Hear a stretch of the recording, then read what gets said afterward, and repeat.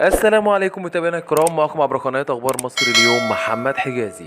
هنتعرف النهارده على موعد مباراة النادي الأهلي والترجي التونسي القادمة في نصف نهائي دوري أبطال إفريقيا لموسم 2022-2023، وهنتعرف على القنوات الناقلة وموعد المباراة والتشكيل والمعلقين.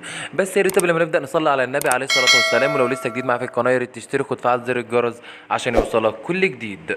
بعد انتهاء مباراة الأهلي الماضية أمام نظيره بيراميدز والتي انتهت بفوز النادي الأهلي بنتيجة هدف دون رد، يستعد النادي الأهلي لمواجهة نظيره الترجي التونسي في نصف نهائي دوري أبطال إفريقيا لموسم 2022-2023.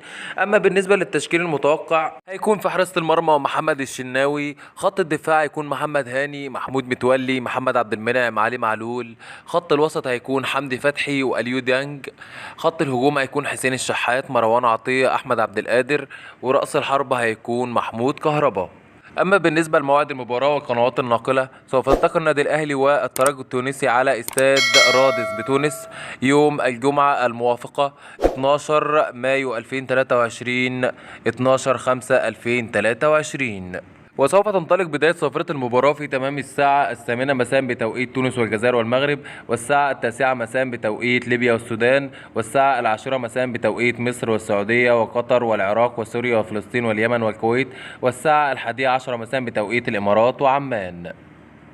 أما بالنسبة للقنوات الناقلة، سوف تنقل المباراة عبر قناة بي إن سبورت اتش دي 4، والمعلق عليها هيكون محمد بركات.